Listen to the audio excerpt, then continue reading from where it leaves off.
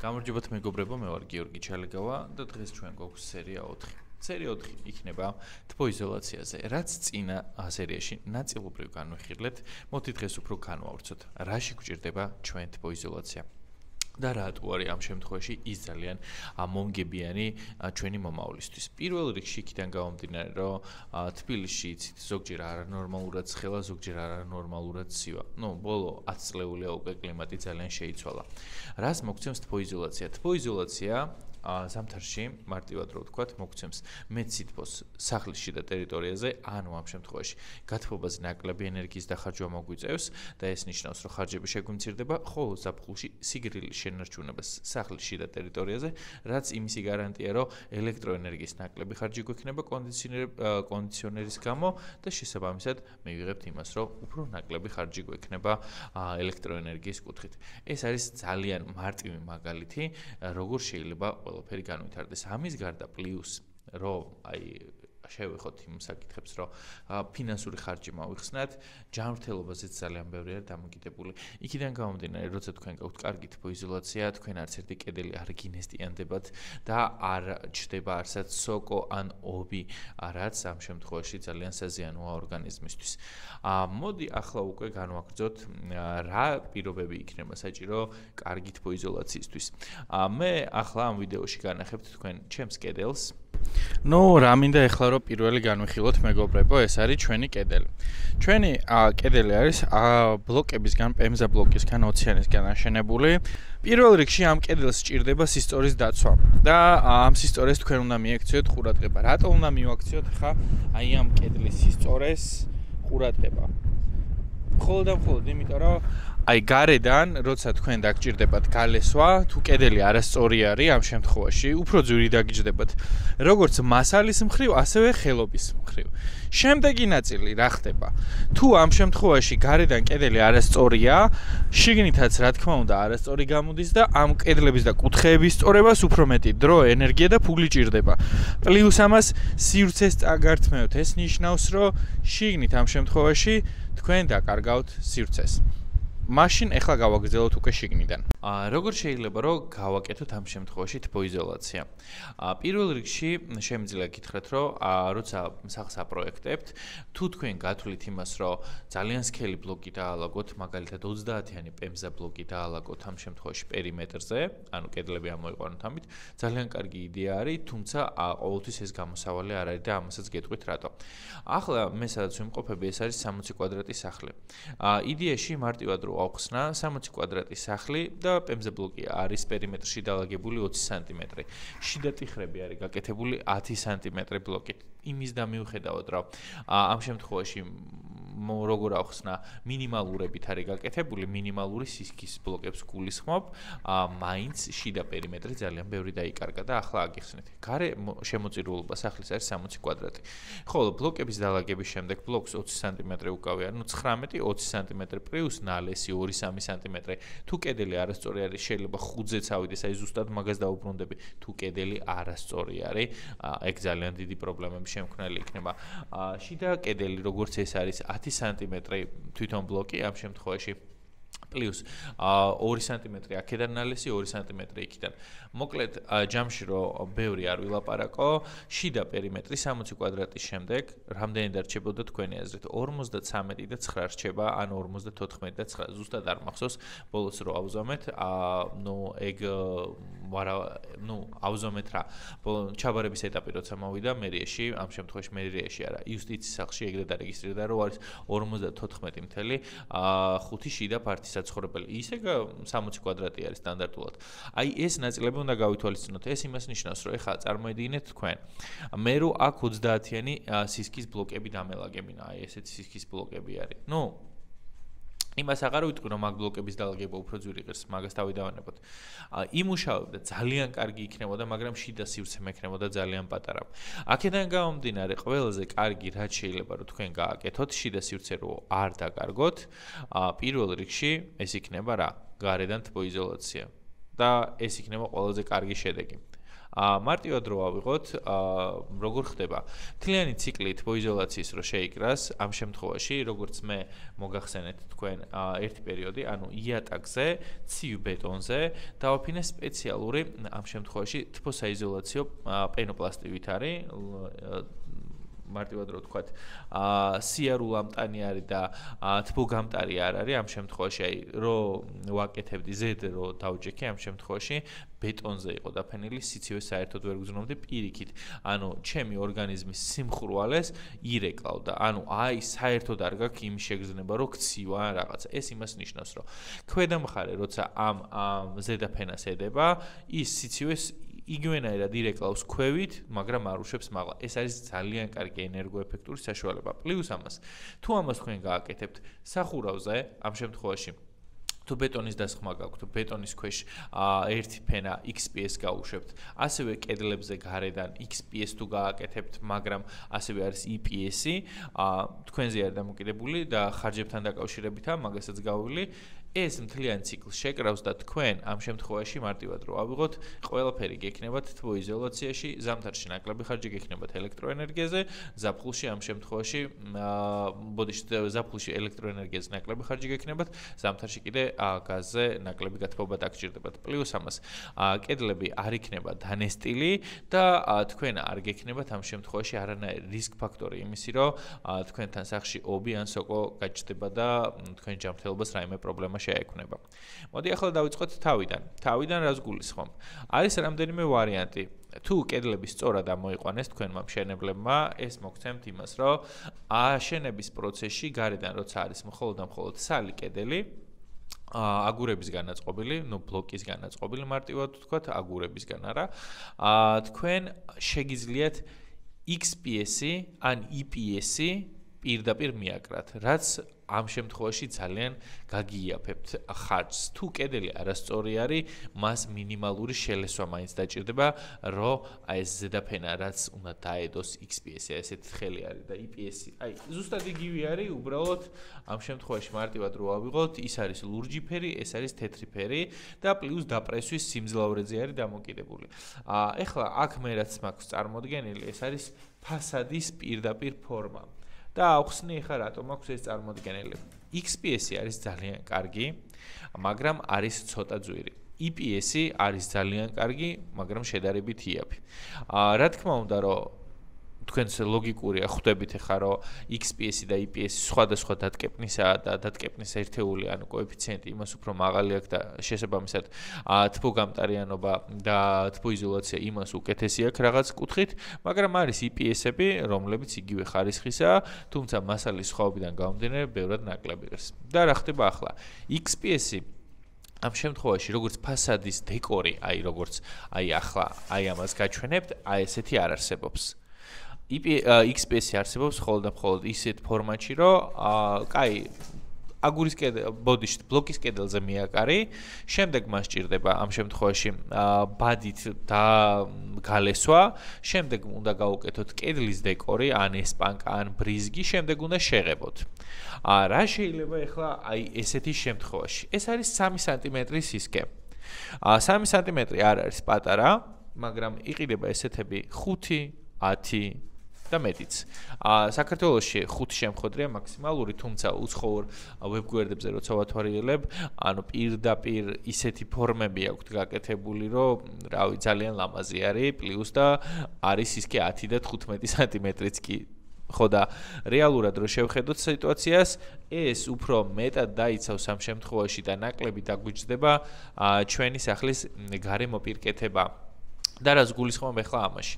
თუ დეკორატიულ ფორმით ვიყიდით, აი ხა როგორც ეს არის, ეს იყო ჩემი შეცდომა, იმიტომ რომ ბევრი არ მოვიძიე თავის დროს. თან გამომდინარე, რომ პენოპლასტია საღებავს ან მიიღებს ნორმალურად, ან არა, ან რაღაცა დამუშავება დაჭირდება, ან ბრიზგი, ან რაღაცა ელემენტარული ყველაზე ცოტა, კაკ მინიმუმ დაგრუნტვა იმისთვის, რომ საღებავი მიიღოს და გადღებილი არ ჩანდეს. მაგრამ აი ბოლო გამოფენაზე როცა ვიყავი, ამ შემთხვევაში წერეთელზე, სამშენებლო სფეროში და ინდუსტრიაში ჩატარდა, ძალიან ბევრი შემხვდა ესეთი უკვე გამზადებული ზედაპირით ეს ნიშნავს, რომ თქვენ უბრალოდ ამას კედელზე, როგორც კონსტრუქციას აგებთ თავიდან ბოლომდე, იგი წებოცემენტზე დგება, იდეალურად თავისი ჩასასმელები აქვს ყველაფერი, ანუ აი როგორც ლეგოს აწყობთ, ზუსტად იგივენაირი პრინციპით ეწყობა კედელზე, პლუს წებოცემენტით ჯდება და უძრავი არის. ამ შემთხვევაში თქვენ არა მხოლოდ ფასადის დეკორი გააკეთეთ, არამედ თბოიზოლაცია დაუმატეთ ამ თქვენ სახლს. ამის შემდეგ არც გალესვა ჭირდება, ამას არ შეღება ჭირდება, პროსტა მიაკარით და მორჩა. ამ შემთხვევაში არის და არის.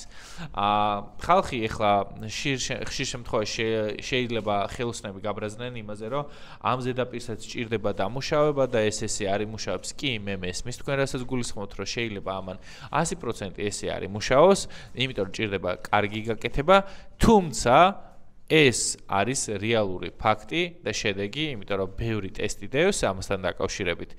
შემიძლია YouTube-ზე ლინკებიც ჩაგიგდოთ, თუ ვინმეს გექნებათ სრული კომენტარის სახით, დატოვეთ, ჩაგიგდებთ პირადში ლინკებს, სადაც ტესტირება არის გაკეთებული თბოიზოლაციით სახლი, თბოიზოლაციის გარეშე. საქართველოში მიღებული იყო ყოველთვის, რომ გარედან ქვიშით გაილესება, რა პრობლემა არის, მერე იქ დეკორატიული ესპანკა რაღაცა გაუკეთდება, მერე შეიღებება ფასადის აღებავით და მორჩა. მაგრამ ეს არის ცივი კედელი, ეს არ არის თბოიზოლირებული კედელი. ამ შემთხვევაში არაფერს არ აყოლებენ ხოლმე. აი ზუსტად ეგაა, რომ რაც არ უნდა იყოს, კედელი არის და არის ცივი. ხოლო აი ეს EPS-ი ან XPS-ი, აი იმ სიცივეს, რაც გარედან შემოდის ამ შემთხვევაში, არ ატარებს, ანუ კედელი თანაბარი სითბური მდგომარეობითაა სულ. შიდა მხრიდან, რასაც მიიღებს სითბოს, გარეთ არ უშვებს და შესაბამისად არანაირი ნესტი არ წარმოიქმნება. გარედან შემომავალ სიცივეს შიგნით არ უშვებს და არანაირი ნესტი არ არის. იგივე არის ზაფხულში სიცივეზეც და სიცხეზეც. არ ატარებს უბრალოდ მეგობრებო და ეს არის ყველაზე კარგი გამოსავალი. შემდეგი საკითხი, ფინანსური საკითხი, რაზეც მინდა რომ ახლა ვისაუბრო, არის ის, რომ სახლის გალესვა, აი 60 კვადრატი სახლი ავიღოთ. სახლი მთლიან პერიმეტრში თუ არ ვწდები, სულ 270 კვადრატი თუ 290 კვადრატი იყო. ნუ არა აქვს არსებითი მნიშვნელობა, სადღაც ეგრე გამოდიოდა. ახლა ზუსტად რო გითხრათ ციფრები, ერთი წამით, კალკულატორს გავხსნე აქ. ნუ ხელოსნებო, თქვენ შეგიძლიათ დააკომენტაროთ, ფასებში ვწდები თუ არა ხელობის, ანუ ყველასთან ინდივიდუალური შეთანხმება, მაგაში გეთანხმებით. 290 კვადრატი ავიღოთ სიტყვაზე ვთქვათ, აი ახლა ჩემი სახლის გარემო პერიმეტრი. ზუსტად არ მახსოვს, სადღაც ეგრე იყო. ჩაწერილი მაქვს, უბრალოდ ამას აი ყველაფერს რომ მორჩები, მე ხარჯს თაღრიცხვას 0-დან ბოლომდე მე დავდებ. 290 კვადრატი, გავამრავლოთ 20 ლარზე. აი 20 ლარი ავიღოთ, აი ესეთი ძალიან ქართული ჯიგრული ფასი, რაშიც შეიძლება რომ ადამიანმა თქვენ სახლი გაგილესოთ. პლუს ამას, თუ თქვენი სახლი მაღალი არის, დაემატება ამას ხარაჩოს ხარჯები, იმიტომ რომ სიმაღლეზე კიბით ვერ დადგება მაგის ცალესად. ხარაჩოს ქირაობა მოგიწევთ და ეს არ არის ერთდღიანი პროცესი. ამისი ქირაობა მოგიწევს 10-15 დღით. ისიც გააჩნია რამდენი კვადრატს აიღებთ. ნუ მანდ მინიმალური შეიძლება იყოს, მაგრამ მე ხა მახსოვს რომ 350 ლარი გადავიხადე და არაფერი, ანუ ჩემი სახლი არის 4 მეტრა და რაღაც სიმაღლეში, მაგრამ ხა 2 მეტრის მაღლა ხელით ესე ვერავის ვერ ახტუნავებ. ზუსტად აი ამიტომ 290 კვადრატი სიტყვაზე ვთქვათ გავამრავლოთ 20 ლარზე. ეს გამოვიდა მხოლოდ ლესვის ხარჯი, ხელობის თანხა 5800 ლარი მეგობრებო. აქ არ ჩამithვლია ცემენტი, რაც დაჭირდება და ქვიშა. რა თქმა უნდა, რომ ქვიშა მე რო დავიწყე მშენებლობა 1 კუბი ღირდა მეგობრებო, 40 ლარი. ამაზე მაქვს ყვითელ ქვიშაზე საუბარი. დღესდღეობით ის ღირს 70 ლარი 1 კუბი. პლუს ამის მანქანის მოტანა. ჩემთან ახლა ახლოსაა და 35 ლარს ვაძლევ ხოლმე 3-4 კუბი როცა ამომაქვს. და ზოგადად სადმე შორს რო წაიღო, ძალიან კარგად ვიცით, რომ 50-60 100 ლარზე ნაკლები, 150 ლარზე ნაკლები არ არის თუ შორი არის თბილისიდან. პლუს ამას, ცემენტი, ანუ რავი ხა ძალიან საკმარისზე მეტი საჭირო არის და ერთი შეკრა ჰეიდელბერგი რაც ჰქონდა ეხლა უკვე სხვა სახელით არ მახსოვს თუ ჰაიდელბერგი ხო სხვათა შორის გუშინ რეკლამა შემხვდა მაგრამ ვერ დავიმახსოვრე რატომაც შეფუთვა იგივე ლურჯი არის იგივე ხარისხი არის მაგრამ სიტუაციურად რო ავიღოთ 16 ლარი ღირს ერთი შეკრა ეს ნიშნავს, რომ, რავი, ყველაზე ცოტა 20-30 ტომარა დაგჭირდება ცემენტის. ზუსტად არ მახსოვს ახლა ჩაწერილი მაქვს ყველაფერი, მაგას მე განვიხილავ 20-30 ტომარა, ნუ 160 რო დაამატო ახლა უკვე 320 480 ლარი გამოდის. ნუ ამ ხარჯებს, ანუ ხელობის ხარჯებს ვიტყვი, მხოლოდ არ ვიტყვი მასალის ხარჯებს რა. 5800 ლარი მხოლოდ ხელობაში. ეს არის მხოლოდ გალესვა. ამის შემდეგ თუ თქვენ გინდათ რომ დეკორატიული სილამაზე გააკეთოთ ესპანკა ან ბრიზგი, ნუ ბრიზგს ვიტყვი ყველაზე მარტივი. 1 კვადრატი 7 ლარი მაინც ღირს ყველაზე ცოტა. თუ ხელობაში ფასები მეშლება, ბოდის მოგიხდით, იქიდან გამომდინარე რომ ხელოსანთან ინდივიდუალურად თანხდებით. თუ რაღაცა არის, მე ეგრე ვიცი მარტივად რო თქვათ, რომ სადღაც პლუს მინუს 7 ლარი 1 კვადრატი. ანუ 5 უნდა გავამრავლოთ, ბოდიში 290 უნდა გავამრავლოთ ამ შემთხვევაში 7 ლარზე და ეს არის 2030 ლარი პლუს 5800 ლარი რაც წეღან მქონდა ეს გამოვიდა 7830 ლარი ეს არის მხოლოდ და მხოლოდ გალესვა ბრიზგი ეხლა მოდის მთავარი შეღებვა კვადრატული 5 ლარი მაინც ჩდება ამ შემთხვევაში და დავიმახსოვრეთ 7830 290 გავამრავლოთ 5-ზე ნუ პლუს 7000 რამდენი იყო? აი ზუსტად ახლა 7830 იყო თუ არ ვცდები? კი 7830 იყო. თუ ვცდები არც ეგაა პრობლემა, მე ჩავასწორებ ვიდეოში. და სწორ ციფრს აი აქ ამოვიტან. 9280 ლარი გამოვიდა მხოლოდ და მხოლოდ ხელობა ჩემო მეგობრებო.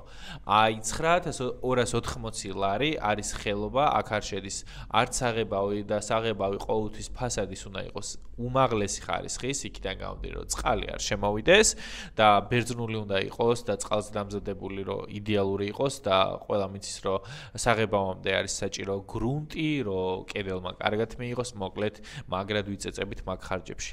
აი ესეთი რაღაცა რო ვიყიდოთ, რომელიც იქნება 5 სანტიმეტრის სისქე და ცარიელ ბლოკზე მივაკრათ წებო ცემენტით ამ შემთხვევაში, მარტივად რო ვთქვათ და ეს იყოს იდეალური შესრულებით, შეიძლება დაგვიჯდეს 7000 ლარი და რაც 2000 ლარი უფრო იაფი და პლუს ამას მომავალში გაზი, დენის გადასახადს ბევრად შეგვემცირებს. ზუსტად აი ესეთი გამოცდილებების გაზიარება მინდა მეგობრებო თქვენთვის, რომ თქვენთვის ეს იყოს საინტერესო, პლუს ამას საჭირო და გამოყენებადი. აი ამისთვის უნდა გამოიწეროთ ჩემი გვერდი აუცილებლად, დაწეროთ ბევრი ლაიქი და გავუზიაროთ თქვენ მეგობრებს. კითხვები თუ გექნებათ ამ შემთხვევაში სად შევიძინოთ და ასე შემდეგ და ასე შემდეგ. სად შევიძინოთზე არის ძალიან დიდი არჩევანი მეგობრებო. თუ თქვენ აი ესეთი დეკორი არ მოგწონთ, მაგრამ სახლი გაქვთ, რომლის პერიმეტრი არის 300 კვადრატი. მარტივად რო ავიღოთ, თქვენთვის შეიძლება დაამზადონ ინდივიდუალური ყალიბი დიზაინის მიხედვით, რაც თქვენ მოგწონთ და ზუსტად იმ დიზაინის გაგიკეთონ აი ესეთი EPS ფორმები, რაც თქვენ მოგცემთ საშუალებას თქვენი დიზაინის მეშვეობით, ამ შემთხვევაში გაალამაზოთ თქვენი სახლის გარე პერიმეტრი. რაც მთავარი არის, ამ შემთხვევაში არ უნდა დავიწყოთ, რომ გარე პერიმეტრის თბოიზოლაცია უფრო მომგებიანი არის, ვიდრე კედლის სისქის გაზდა, ანუ შიდა ფართის ხარჯზე. ანუ ბლოკის სისქე ძალიან კარგია, როცა ამატებთ, მაგრამ დამიჯერეთ, რომ გარედან თუ იდეალური თბოიზოლაცია გააკეთეთ, ამ შემთხვევაში თქვენ შიდა ფართის დანაკარგი ნაკლები გექნებათ და გექნებათ იდეალურად პირველ რიგში რომ სუფთა გარემო, ბობისგან და მარტივად რო ვთქვათ, სოკოსგან, მეორე რიგში რომ ზაფხულში გრილი, ზამთარში კიდე თბილი. სახლის შიდა კედლების და ნუ პირველ რიგში ბლოკის წყობას რატომ უნდა მივაქციოთ ყურადღება თუ ბლოკი არასწორად იწყობა ხშირ შემთხვევაში ეს ხელოსნებმა იციან ხოლმე ეს ლესვაში გასწორდება კაცო ეხა ამის მილიმეტრს სადიო ეს 1 მილიმეტრი დასაწყისში ბოლოში იქნება 5 სანტიმეტრი თუ არ გამოეკიდებით და მე რეალური პრობლემა იმასთან დაკავშირებით იქნება რომ გარედან შიგნითაა შესული კედელი და გარედან სალესი ბევრი არის და ხელოსანი 20 ლარის მაგივრად შეიძლება 25-ზე ან 30-ზე ავიდეს იმიტომ რომ სირთული და სუმა იაკში არის სასწორებელი და ამ შემთხვევაში შიგნით რა ხდება? შიგნით იქ თუ 5 სანტიმეტრი იყო მაღლა შემოსული, აქეთ ხარეს ახლა უკვე კუთხეში, იქ 0 უნდა ანუ იქიდან აქეთ იწყებენ. ანუ აქეთ ხარეს ძალიან დიდი იქნება სხვაობა. რაც მოგცემს რას, ძალიან დიდ დანახარს ამ შემთხვევაში სალესი მასალის. ეს იქნება გაჯი, იქნება გიპერი, იქნება თუ ცემენტით და ქვიშით გალესავთ, არ აქვს მნიშვნელობა. ჩემი აზრით მე ესეთ რაღაცას გეტყვით. თუ თქვენ გაქვთ საშუალება იმისი, რომ გაჯით გალესოთ და მოგწონთ, ძალიან კარგი იქნება, იქიდან გამომდინარე, რომ ბუნებრივი მასალა არის და არანაირ ქიმიას არ შეიცავს და ეს ძალიან დიდი პლუსია. თუმცა გიპერზეც იგივეს ვკითხულობ, დახასიათებაში და რავი, არჩევანი თქვენზე არის. მთავარია სწორი კედლები მეიღოთ მაქსიმალურად ბლოკის შენების დროს. თუ შენ ფიქრობ, რომ ამ შემთხვევაში თბოიზოლაცია არის შენთვის საინტერესო, მე გეტყვი ჩემს მოსაზრებას. საბოლოო შედეგი თბოიზოლაციით სახლის მოწესრიგება თავიდან ბოლომდე აისახება ჩვენს ფინანსურ მდგომარეობაზე, ჯანმრთელობაზე და პლუს ამას საქმის ისტრაფეზე. იმიტომ რომ როცა ვაკეთებთ თბოიზოლაციას ამ შემთხვევაში და ვაკეთებთ IPS-ით, ის ბევრად სწრაფად მიდის, ვიდრე ჩვეულებრივად სტანდარტული XPS-ით შეფუთული სახლი, რადგან XPS-ი როგორც გითხარით, ეკრობა კედელზე, მერე უნდა გაილესოს ბადით, შემდეგ უნდა დამუშავდეს დეკორაციული კედლის საფარით, ან ბრიზგით, ან ესპანკათი, ან ნებისმიერი სხვა სტილით და შემდეგ უნდა შეიღებოს. ხოლო აი IPS-ი, რომელიც აი აქ მე თქვენ დღეს განახეთ, აი ეს უკვე დამუშავებული ზედაპირით აიწყობა ლეგოსავით და მიიღებთ რას? შედეგს, რომელიც თქვენ გჭირდებათ. თბოიზოლაცია პლუს ამას მედეგი ბუნებრივი პირობების მიმართ. წვიმა, ქარი, ყინვა არაფერი არ აფუჭებს. პლუს ამას მინდა გითხრათ, რომ ძალიან ხშირად მოდის ხოლმე ესეთი კომენტარები, რომ აუ მაგას ეხა ხელით რომ მივაწო შეუღუნავ და გავტეხავ. არაფერსაც არ გატეხავ, არ არის ეგეთი რომ გატყდეს მარტივად. მით უმეტეს დამუშავებული ზედაპირით. კი, ეს მარტივი არის, მაგრამ 5 სანტიმეტრი უკვე აღარაა მარტივი. თუ კედელს ეხა მუშტს არ ურტყავ და სპეციალურად არ აზიანებ, მანქანით არ დაეჯახები და ძაღლს არ ეტყვი რომ დაღრღენი, ამ შემთხვევაში არაფერი არ მოუვა. მზეზე, ყინვაზე, სიცივეზე, ქარზე არის მედეგი. მთავარია იყოს მიკრული სწორად, თორე თბილისში ძალიან ბევრ შენობას ნახავდით, სახლები უფრო სწორად, კორპუსები, რომელიც შენდება და ესეთი თეთრი IPS-ები დაფრინავს ხოლმე. ზუსტად იმიტომ, რომ არ არის კარგად მიკრული და ძლიერი ქარის შედეგად იგი აძვრა. და პირველ რიგში მინდა გითხრათ, რომ ემიგრანტებო, ვინც არ ბრძანდებით საქართველოში და დისტანციურად ცდილობთ, რომ რემონტები გააკეთოთ, ან ამ შემთხვევაში ვიღაცას იხმარებთ, ფასებთან დაკავშირებით ძალიან გთხოვთ მომწერეთ, არ მოგერიდოთ, ვეცდები მაქსიმალურად კომპეტენტური პასუხი მოგცეთ და პლუს ამას რეალური ფასები მოგაწოდოთ, რაც არსებობს ბაზარზე. თუ რაიმეში შევძელით თქვენი დახმარება, ეს იქნება ჩემი აზრით ფასების სწორი მოწოდება თქვენთვის, რომ მსხვერპლი არ აღმოჩნდეთ არავისი და არასდროს, იმიტომ რომ თქვენი შრომა არის ფასდაუდებელი და ყველა შრომას სჭირდება სპეციალური ანაზღაურება, მაგრამ ციდან 3 მეტრზე და ციდან 100 მეტრზე ფასები არ გვჭირდება ნამდვილად. ყველა ადამიანები ვართ და ერთხელ ცხოვრობთ და აქედან გამომდინარე მინდა რომ მაქსიმალურად დაგეხმაროთ, რეალური ფასები გაიგოთ, თუნდაც ნივთი იყოს, თუნდაც მომსახურება იყოს. კი, რა თქმა უნდა, ყველაფერი არის შეთანხმებაზე დამოკიდებული, მაგრამ ხშირ შემთხვევაში სამწუხაროდ იქიდან გამომდინარე რომ აქ არ ცხოვრობთ, ბევრი რაღაცას ვერ ხედავთ და შეიძლება შეცდომაში შეგიყვანონ უბრალოდ. ხო და მეგობრებო, თქვენი გადაწყვეტილება ამ შემთხვევაში არის თქვენი მომავლის სიმშვიდის გარანტი. თუ რაიმე კითხვა გექნებათ, ძალიან გთხოვთ დააკომენტარეთ ამ ვიდეოს ქვეშ, ან ამ შემთხვევაში შეგიძლიათ Instagram-ზე მომწეროთ, მაქსიმალურად ვეცდები კომპეტენციის ფარგლებში მოგცეთ მთლიანი ინფორმაცია.